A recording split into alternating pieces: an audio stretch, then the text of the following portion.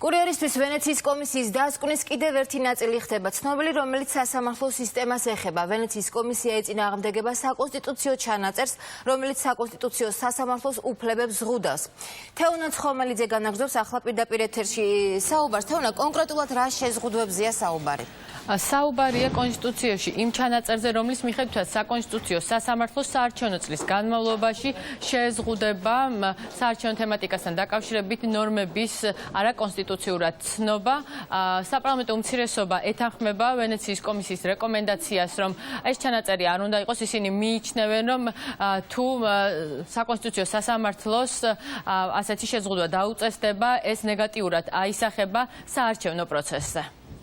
შემოთავაზება ქართული ოცნების მხრიდან, რომ საარჩევნო წლის განმავლობაში საკონსტიტუციო სასამართლოს აეკრძალოს საარჩევნო კანონმდებლობის არაკონსტიტუციურად ცნობა და ფაქტობრივად ეს არის წინასწარი გაცხადება, რომ შესაძლებელია არჩევნები ჩატარდეს კონსტიტუციური პრინციპების, კონსტიტუციური წყობილების დარღვევის გზით და რა თქმა უნდა ეს არის აბსოლუტურად მიუღებელი და ამაზე თავის ცალსახა ნეგატიური მოსაზრება დააფიქსირა ვენეციის კომისიამ. შეზღუდვა, რომ საკონსტიტუციო სასამართლოს არ შეეძლოს გადაწყვეტილების გამოტანა ერთ წლის განმავლობაში არჩევნებამდე ასევე 60 დღით ადრე კანონმდებლობამდე აქტზე მიმართებაში ასუსტებს მის საკონსტიტუციო კონტროლის უფლებამოსილებას და ასუსტებს თავად საკონსტიტუციო სასამართლოს უფლებამოსილებას და დამატებით ბერკეტებს აძლევს ხელისუფლებას, რომ ეს უფლებამოსილება გამოიყენოს სამართლიანი სასამართლოს და ზოგადად სამართლიანი თავისუფალი არჩევანის წინამდე. მართლ გუნდში აზრთა სხვადასხვაობა იმასთან დაკავშირებით უნდა მოხდეს თუ არა ვენეციის კომისიის ამ რეკომენდაციის გათვალისწინება, თუმცა როგორც იცით, სახელმწიფო გუნდმა წინასწარვე განაცხადა, რომ ვენეციის კომისიის ყველა რეკომენდაცია იქნება გათვალისწინებული. აღსანიშნავი არის, რომ ეს არის ვენეციის კომისიის დასკვნის წინასწარი დოკუმენტი და მართლ გუნდი ელოდება საბოლოოს, თუმცა ამბობენ, რომ კონკრეტულად ამ ჩანაწერთან დაკავშირებით საკუთარი პოზიცია სწორად მიაჩნიათ, ვინაიდან შესაძლებელი არის, რომ თუ საკონსტიტუციო სასამართლო გარკვეულ ნორმებს არაკონსტიტუციურად ცნობს არჩევნების მოახლოებისას, ამას შეიძლება სერიოზული პრობლემები შეუქმნას. თავად არჩევნების ჩატარებას მართველი გუნდის მეორე ნაწილი კი მიიჩნევს, რომ თუ ეს რეკომენდაცია მოხდება საბოლოო დოკუმენტში, მისი გათვალისწინება აუცილებელია. ეს გამოწვეული იყო გარკვეულ რისკებიდან გამომდინარე, იმიტომ რომ დაუშვათ ბოლო კვირების, ბოლო თვეების განმავლობაში ასეთი ნორმის არაკონსტიტუციურად ცნობა საარჩევნო პროცესის დაუშვათ ჩაშლისკენაც შეიძლება იყოს მიმართული, თუმცა ვენეციის კომისიამ ამაზე რეკომენდაცია გააკეთა არასავალდებულო ამ შემთხვევაში, რომ იქნება შეზღუდვა მოიხსნას. ეს არის სამსჯელო საკითხი, მათ შორის გასავლელი ვენეციის კომისიის ექსპერტებთან და ჩვენ ვფიქრობთ, რომ ჩვენი მიდგომა არის სწორი. ჩვენც გვაქვს გარკვეული იურიდიული მოსაზრებები და ამ მოსაზრებებს ჩვენ უზიარებთ ექსპერტებს და მნიშვნელოვანი არის საბოლოო ვერსია, როგორი იქნება, ანუ 16 რიცხვში 16 ივნის რა ვერსიას დაამტკიცებს, ყველაფერი რაც საბოლოო დოკუმენტში იქნება ასახული, გათვალისწინებული იქნება პარლამენტის მხრიდან. ვენეციის კომისიის რეკომენდაციას ეთანხმება პრეზიდენტის ადმინისტრაცია, სადაც განმარტავენ, რომ ნებისმიერი შეზღუდვა, რომელიც შესაძლებელია საკონსტიტუციო სასამართლოს დაუწესდეს, ეს იქნება ქვეყნის დემოკრატიული განვითარების შეფერხება. Აუკვირდეთ, რა თქვა ვენეციის კომისიამ, იქიდან გამომდინარე, რომ ჩვენ არ გვაქვს დემოკრატიის ხანგრძლივი ისტორია. უნდა შევინარჩუნოთ გამაწონასწორებელი მექანიზმები, ანუ ყველა ის ინსტიტუტი, რომელიც დღესდღეობით აწონასწორებს ძალაუფლებას. ამ როლს დღეს ასრულებს საქართველოს პრეზიდენტიც, ამ როლს ასრულებს ბუნებრივია საკონსტიტუციო სასამართლოც. შესაბამისად, საკონსტიტუციო სასამართლოს უფლებების შეზღუდვა, ან შეზღუდვის მცდელობა არ უნდა იყოს გამართლებული, ვინაიდან და რადგანაც ჩვენ უნდა ჩავებღაუჭოთ ამ ინსტიტუტს, როგორც ინსტიტუტს, რომელიც ინარჩუნებს ძალთა ბალანსს ჩვენ სახელმწიფოში. მე შეგახსენებ, რომ საკონსტიტუციო ცვლილებებთან დაკავშირებით ვენეციის კომისიის საბოლოო დასკვნა ჯერჯერობით ცნობილი არ არის და ის უახლოეს პერიოდში უნდა გამოქვეყნდეს. პუნქტები კი, რომელზეც ჩვენ ვსაუბრობთ, მოცემული არის ვენეციის კომისიის წინასწარ დოკუმენტში. მადლობა თეონა ცხომელიძე საუბრობდა პირდაპირ ეთერში. ვენეციის კომისიის პირველად დასკვნაში სასამართლო სისტემის გარდა საუბარია საარჩევნო სისტემასა და პრეზიდენტის არჩევის წესზეც. ამ საკითხზე დღეს იურიდიული კომიტეტის ხდომაზე იმსჯელეს, რა რეკომენდაციების გათვალისწინებას აპირებს მართველი გუნდი. ამას უკვე ნინო სამყურაშვილი გვეტყვის. ნინო, გისმენთ. ვენეციის კომისიას რამდენიმე რეკომენდაცია აქვს საარჩევნო სისტემასთან დაკავშირებით და დღეს უკვე უმრავლესობის წევრები საუბრობენ იმაზე, რომ ერთ-ერთ რეკომენდაციას, ეს არის მესამე რეკომენდაცია, რომელიც უკავშირდება ეგრეთ ეგრეთ წოდებული ბონუსის სისტემის გათვალისწინებას აპირებს მმართველი გუნდი, ანუ ზედაზღვარი დაწესდება და უმრავლესობას შეეძლება, რომ გამარჯვებულ პარტიას უბრალოდ შეეძლება, რომ დააკომპლექტოს მთავრობა. ეს იქნება მთავარი ამოსავალი წერტილი, აცხადებენ უმრავლესობის წევრები და მთავარი პირობა, რასაც ისინი დათანხმდებიან და ამ ნაწილში ისინი მზად არიან, რომ ვენეციის კომისიის შენიშვნები გაიზიარონ. ჩვენ კიდევ ერთხელ შეგვიძლია დავადასტუროთ ჩვენი მზადყოფნა, რომ გავხადოთ მკაფიო ბონუსი, სათანადოდ შევზღუდოთ ბონუსის მოცულობა, იმისათვის რომ არ დაირღვეს თანასწორობის პრინციპი, ეს არის ვენეციის კომისიის მოწოდება.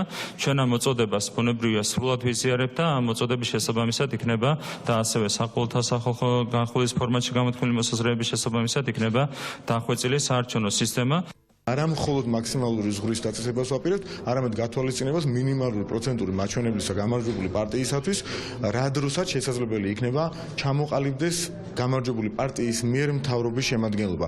აქედან გამომდინარე, ეს რეკომენდაცია, რომელიც ისედაც ჩვენს მიერ წინასწარაც იყო დაანონსებული, უზრუნველყოფს მაქსიმალურ პლურალიზმს საარჩევნო სისტემაში. ბარიერთან დაკავშირებით 5%-იანი ზღვარი ეს არის აპრობირებული მიღებული პრაქტიკა და ამაზე ვენეციის კომისიის წინასწარი მოსაზრებებიც ადასტურებს, თუმცა შეიძლება ვიღაცას მოეჩვენოს, რომ უკეთესი იქნებოდა უფრო ნაკლები, ეს უკვე სურვილების დონეზეა, მაგრამ თქმა იმისა, რომ ეს არადემოკრატიულია, არ არის სწორი.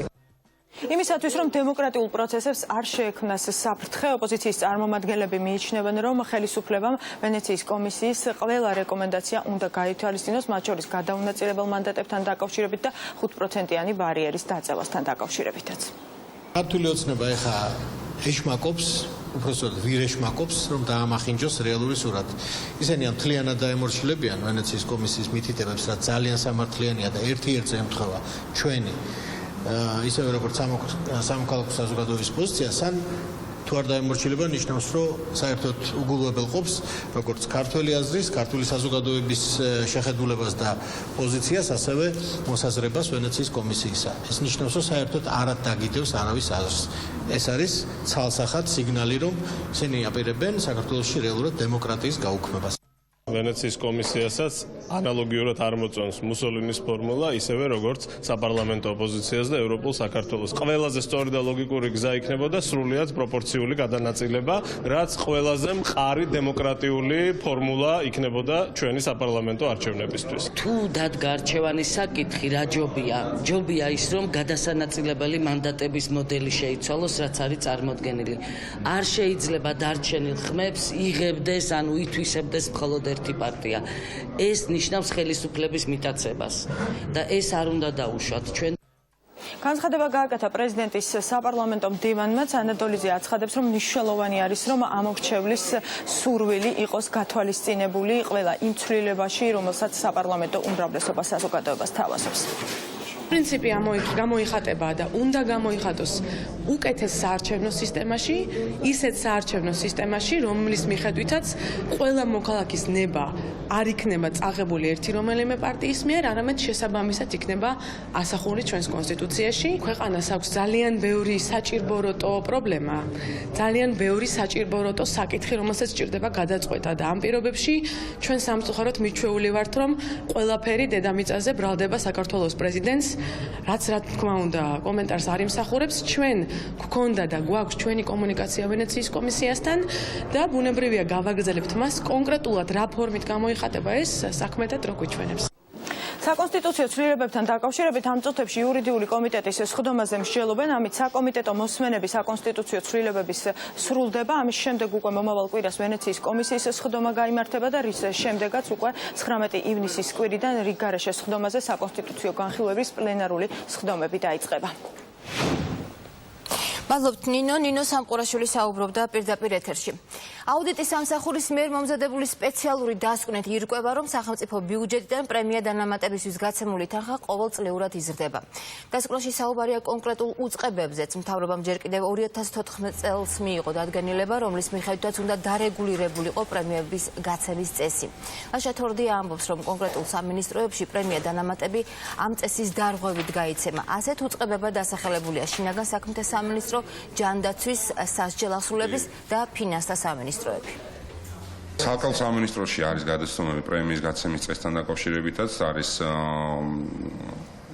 მინისტრების თანხმობით, ასე ვთქვათ, დამატებით იმ რეგულაციისა გაცემული გარკვეული პრემიები, რადგან ჩვენ დასკვნაში მიუთითებთ, რომ აღნიშნულთან დაკავშირებითაც ყურადღებით იყვნენ სამინისტროები, ვინაიდან ის დებულება ადგენს იმ რიგითობას, რაოდენობას, პრემიების გაცემის წესს და შესაბამისად ჩვენ ვთვლით, რომ არ უნდა იყოს ხშირი შემთხვევები ამ დებულების დარღვევის. ყოველ წელს ჩვენ ვაძლევთ საქართველოს მთავრობას და პარლამენტს, რომ დანამატებთან დაკავშირებით ასევე იქნას დამატებითი რეგულაციები შემოღებული, ვინაიდან ჩვენ მიგვაჩნია, რომ დანამატი არის ასევე ბონუსური სისტემის წარმომადგენელი, ბონუსური სისტემის ნაწილი და დანამატი უნდა გაიცემოდეს განსაკუთრებულ შემთხვევებში საჯარო მოხელეებზე, მაშინ როდესაც ისინი თქვათ ასრულებენ ზეგანაკვეთურ საქმიანობას, სადღესასწაულო დღეებში მუშაობენ და ასე შემდეგ. როდესაც ჩვენ ხედავთ, რომ დანამატი წინასწარ არის დანიშნული წლის მანძილზე საჯარო მოხელეებისათვის, ჩვენი აზრით ეს არის თანამდებობრივი სარგო და ამის აღრიცხვა და კლასიფიცირება უნდა მოხდეს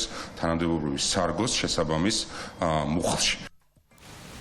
აუდიტის დასკვნას პირველი შეფასებები მოყვა მინისტრების მხრიდან, ისინი არ იღებენ შენიშვნებს და ამბობენ, რომ უწყებებში პრემიების გაცემა მთავრობის მიერ მიღებული დადგენილების მიხედვით ხდება. სარყულად იგივე არის, რაც შარშანეყო, არაფერი ამ ხრივ არ შეცვლილად სამსახურში. არ არის გაზრდილი დანამატებები. არა, ვერც იქნებოდა ვერანაირად, იგივე არის ზუსტად რაც შარში.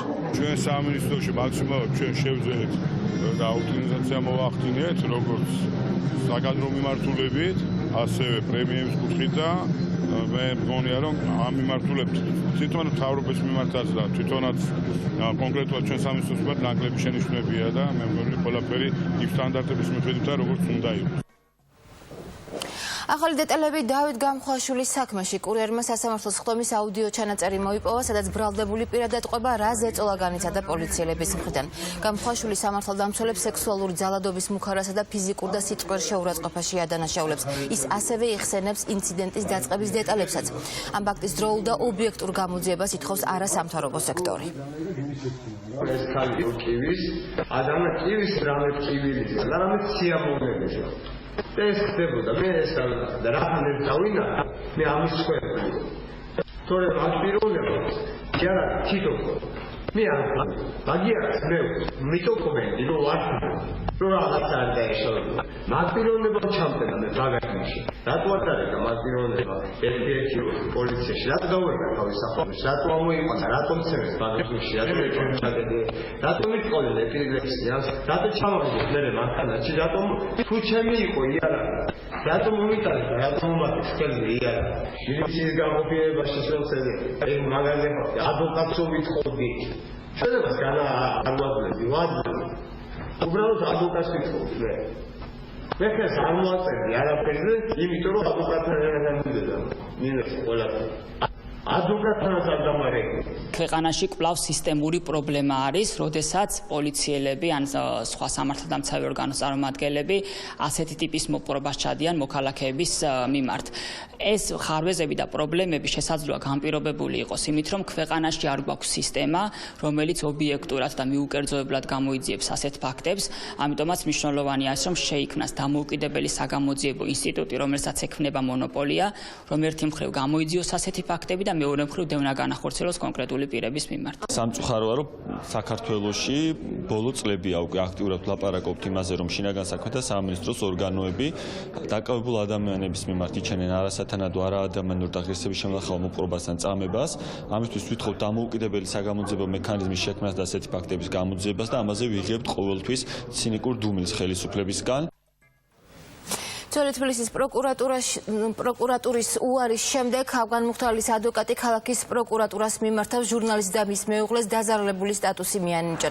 ადვოკატისთვის გაუგებარია, რატომ არ იყო საკმარისი არგუმენტები რაიონული პროკურატურისთვის და რატომ არ გასაჯაროვდა ამ დრომდე სათვალთვალო კამერებიდან ამოღებული მასალა. დაცვის მხარეს ეჭვი აქვს, რომ გამოძიება შეგნებულად ფერხდება.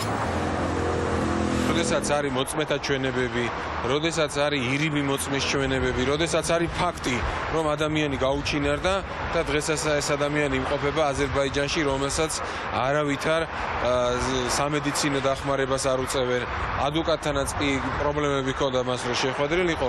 წარმოუდგენელია კიდევ რა მტკიცებულება უნდა არსებობდეს იმისათვის, რომ დაზარალებულად ელემენტარულად ცნონ ეს ადამიანი. თითქმის მორიკვირაა გასული ამ გაუჩინარებიდან და ვიდეო მასალები, რომლებიც ცხადად დაადასტურებდა იმას, თუ რა ვითარებაში ვის მიერ მოხდა ეს გატაცება, ძალიან სამწუხაროა, რომ დღემდე ეს ვიდეო მასალები ცნობილი არ არის.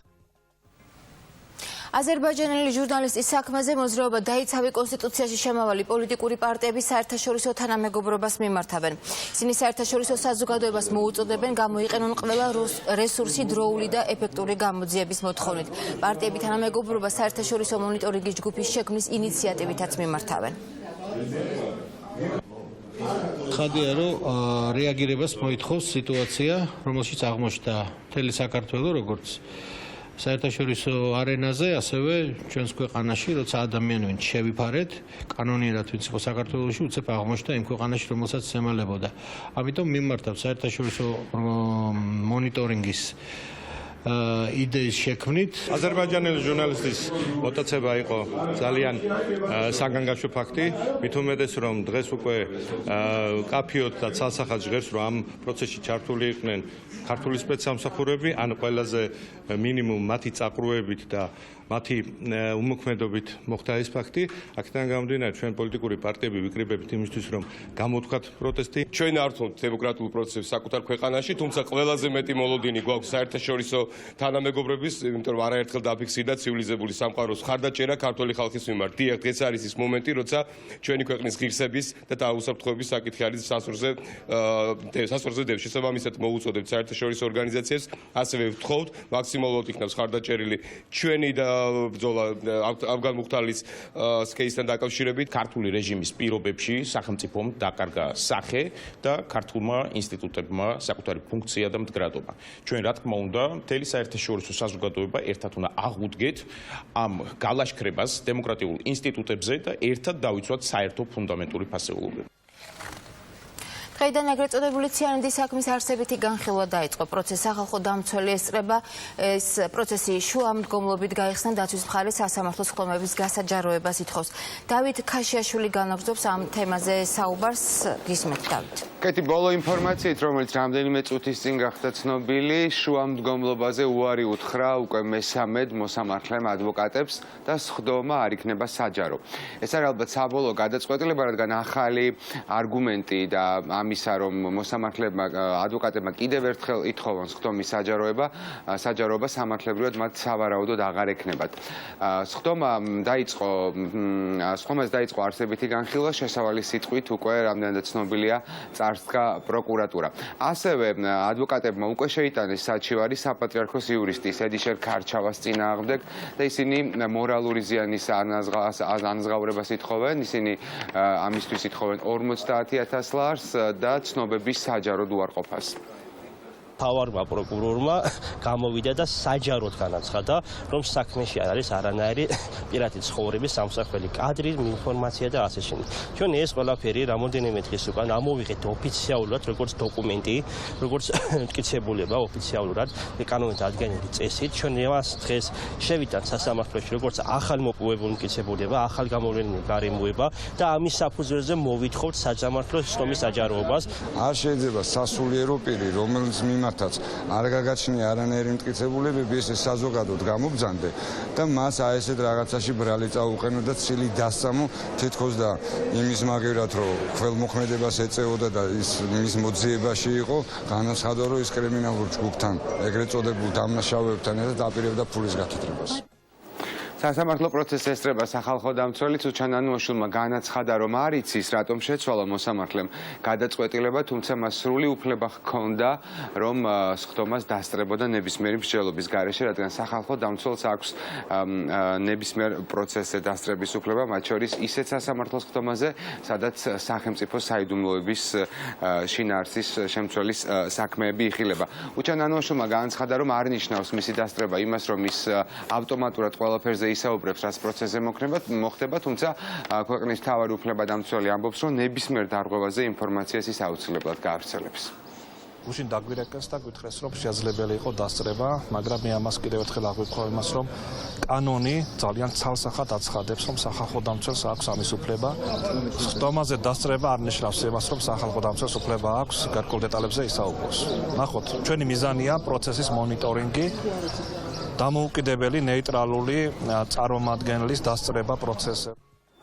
სხდომა დასრულდა, შესავალი სიტყვით უკვე წარსდგა პროკურატურა და 23 ივნისს გაიმართება მომდევნო სასამართლო სხდომა, სადაც უკვე ადვოკატები წარსდგებიან შესავალი სიტყვით. კიდევ ერთხელ შევახსენებ მაყურებელს, რომ მოსამართლემ ადვოკატებს სხდომის საჯაროობაზე უკვე მესამედ უთხრა უარი და სავარაუდოდ ეს არის საბოლოო პასუხი სასამართლოს მხრიდან და სხდომა ისე დასრულდება და ისე გამოცხადდება განაჩენი ადვოკატების ინფორმაციით, რომ იქნება დახურული და მას ვერავინ დაესწრება გარდა სახალხო დამცველისა, მხარეებისა და თავად ბრალდებულის.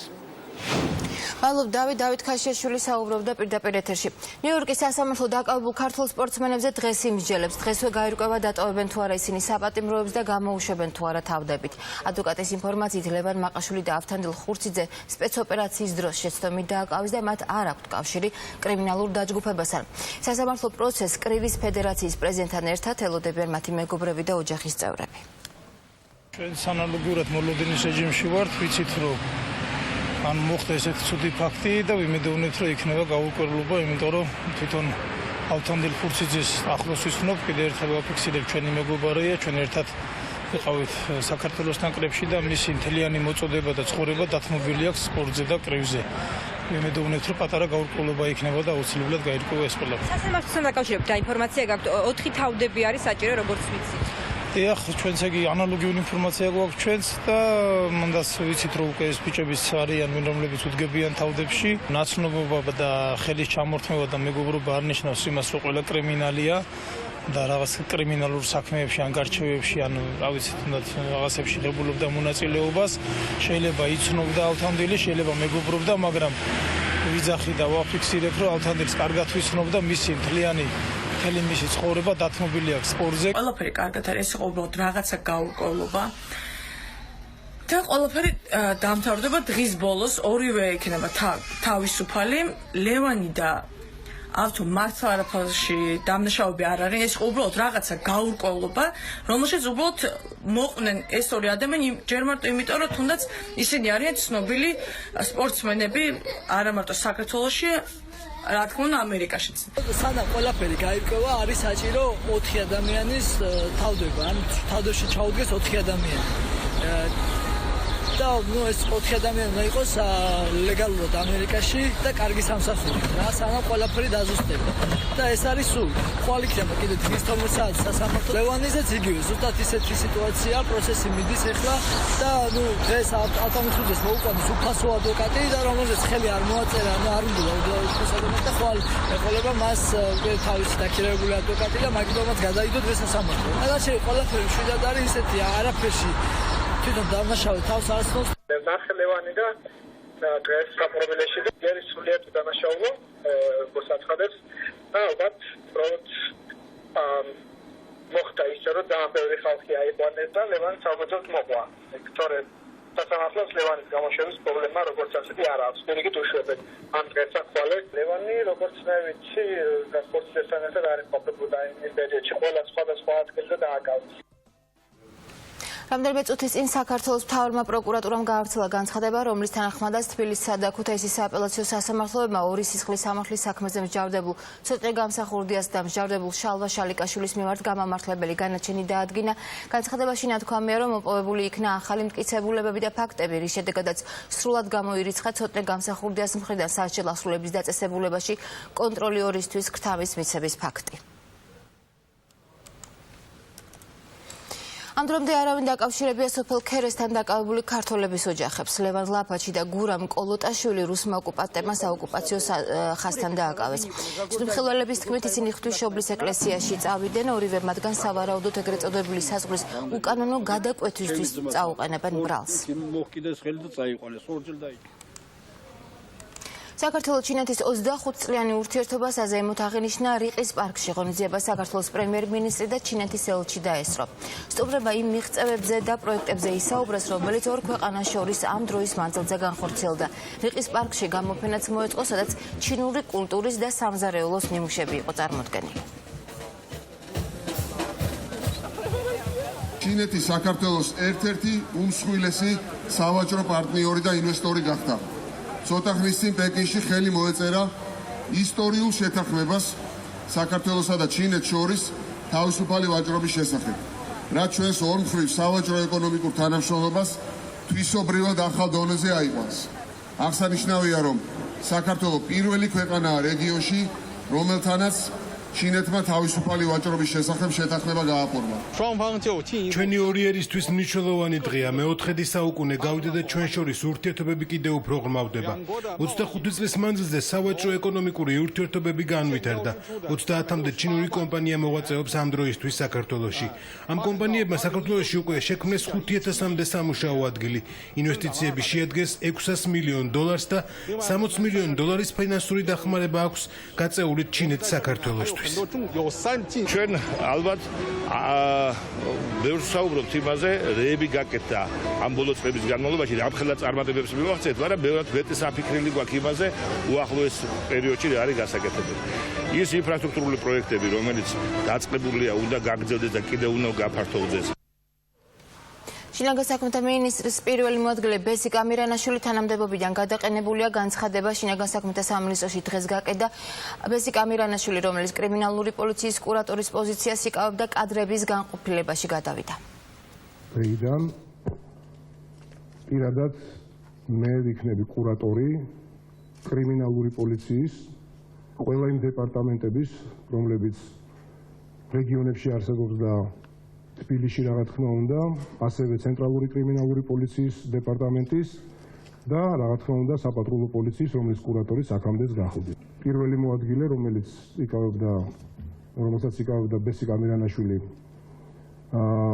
დღეიდან გადაყვანილი იქნება კადრების განკარგულებაში. ჩვენი მიზანია საპატრულო პოლიციაში დავნერგოთ მაღალი ტექნოლოგიები, რაც უფრო ეფექტურს გახდის ჩვენ მუშაობას დანაშაულთან წინააღმდეგ ბრძოლის კუთხით.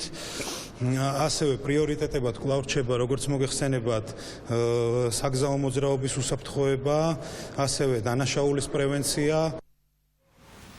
დედაქალაქის მოქმედი მერი ყველა გავრცელებულ ინფორმაციას, რომელიც მის მომავალ საქმიანობას უკავშირდება, ჭორს უწოდებს. დავით არბანია უარყოფს გერმანიაში სავარაუდო ელჩობას და მთავარ აუდიტორობას.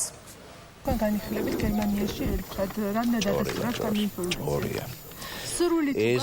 ეს და ყველა სხვა გავრცელებული ინფორმაცია არის ჭორი. აუდიტის სამსახურთან დაკავშირებითაც ჭორია, თქვენი ხელმძღვანელი. ყველა გავრცელებული ინფორმაცია იმასთან დაკავშირებით, თუ სად შეიძლება მოვიაზრებოდეთ მომავალში არის ჭორი.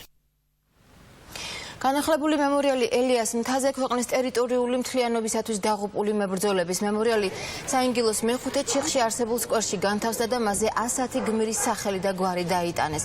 ელიას მთაზე სამხედრო ვეტერანებმა თანამებრძოლები დღეს კიდევ ერთხელ გაიხსენეს.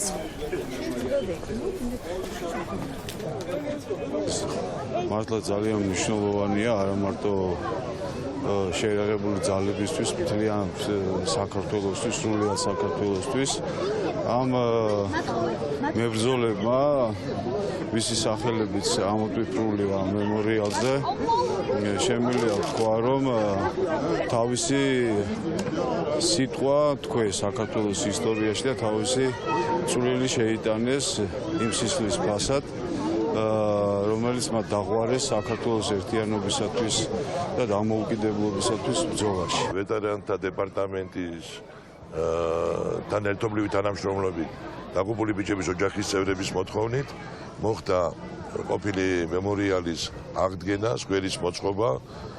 მოგეხსენებათ, რომ აქ ახლოს იდგა შავნაბადას ბატალიონი თავის დროზე, საიდანაც ეს ბიჭები წავიდნენ სამშობლოს დასაცავად.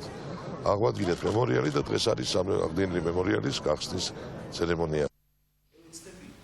განიკურნე ამ სახელწოდებით ჯანდაცვის სამინისტრომ C ჰეპატიტის ელიმინაციის კამპანია დაიწყო. მოძრავი ამბულატორიის საშუალებით ნებისმიერ მსურველს შეეძლება C ჰეპატიტის უფასო სკრინინგი ჩაიტაროს. ელიმინაციის პროგრამაში 40,000 ადამიანი ჩაერთო, 30,000-ზე მეტმა კი კურსი უკვე დაასრულა. 40,000-მდე პაციენტმა უკვე იმკურნალა და ეხლა არის საჭიროება, რომ აქტიურად გამოვავლინოთ ადამიანები, ვისაც აქვთ ეს დაავადება, მაგრამ არ იციან ამის შესახებ. ამიტომ იწყება ახალი ტალღა საინფორმაციო კამპანიის, რომლის ერთ-ერთ ნაწილსაც ჩვენ დღეს ვესწრებით, რასაც ქვია მობილური ლაბორატორიები. ძალიან კარგია, მე მგონი, როცა ქვეყანა ზრუნავს თავის თანამოქალაქეებზე, მინდა ყველას მოუწოდო მათ შორის სპორტსმენებს შემოუერთდნენ ამ აქციას და მე მგონია რომ საქართველოს გამორჩეულია მთელ რეგიონში ამ მიმართულებით და ის რაც კეთება ბოლო წლების მანძილზე ჯანდაცვის მიმართულებით, მე მგონია ამით ნამდვილად შეუძლია ჩვენ ქვეყანას თავი მოიწონოს. თბილისში ღვინისა და ალკოჰოლური სასმელების საერთაშორისო გამოფენა გაიხსნა. მე-10 საიუბილეო გამოფენაში 11 ქვეყნის 97 კომპანია მონაწილეობს. წარმოდგენილია 170-ზე მეტი სახეობის სასმელი. გაიმართება კონკურსიც და დაჯილდოვდებიან საუკეთესო ღვინოებით. მნიშვნელოვანია ეს გამოფენა, რა თქმა უნდა, ქართული ღვინის ისო პოპულარიზაციის დღისთვის, ჩვენი ქართული ღვინის პრომოუშენისთვის ძალიან მნიშვნელოვანია, რომ გამოფენის პარალელურად ტარდება საერთაშორისო კონკურსი ღვინისა, რომელშიც მონაწილეობენ წამყვანი სპეციალისტები მთელი მსოფლიოდან. ჩვენს რეგიონში ეს არის ალბათ ერთადერთი გამოფენა, რომელიც აერთიანებს ამდენ წარმოებელს, წელს უკვე 20 ქვეყანა იღებს მონაწილეობას. ალბათ სიახლე წლევანდელი გამოფენის პირველ რიგში გახლავთ ის, რომ უპრეცედენტო რაოდენობა ქართველი მწარმოებლების იღებს წელს მონაწილეობას. შეზღუდული შესაძლებლობების მქონე პირთა უფლებების დაცვის თემაზე გამოცხადებულ ჟურნალისტთა ნამუშევრების კონკურსის გამარჯვებულები დაჯილდოვდნენ. დღეს 4 ჟურნალისტი 3 კატეგორიაში დაჯილდოვდა. წარმოდგენილი იყო 77 ნამუშევარი. საუკეთესო სატელევიზიო სიუჟეტის კატეგორიაში 2 გამარჯვებულს შორის იყო გიორგი გვიშიანიც. პროექტი ხორციელდება მეორე წელია და მისი ერთ-ერთი მიმართულება საზოგადოებაში არსებული სტიგმისა და დისკრიმინაციის მსხვერპლობა, რომელიც შეზღუდული შესაძლებლობის მქონე პირთა მიმართ არის დამკვიდრებული. დღეს ჩვენ დავაჯილდოვეთ ჟურნალისტები და ამით კიდევ ერთხელ ხაზი გავუსვით იმას, რომ შეზღუდული შესაძლებლობის მქონე პირთა საკითხები არის ერთ-ერთი მნიშვნელოვანი საკითხები, რომელშიც საზოგადოებას ცნობიერების ამაღლება სჭირდება. შედეგით, რა თქმა უნდა, კმაყოფილი ვარ, იმიტომ რომ გავიმარჯვე და ფაქტი სახეზეა. ეს იყო საუკეთესო ტელერეპორტაჟის ნომინაცია, სადაც მე და ერთი ჩემი კოლეგა გავიღეთ ეს ერთი სიტყვით პრიზი. ძალიან ბედნიერი ვარ, იმიტომ რომ შეზღუდული შესაძლებლობების მქონე ადამიანებზე ძალიან ბევრი რეპორტაჟია გასაკეთებელი, იმიტომ რომ ეს პრობლემა მოგვარდეს ამ ქვეყანაში. ასეთ იყო ახალი ამბები ამ დროისთვის. კურიერი პირდაპირ ეთერში 6 საათით დაბრუნდება დროებით.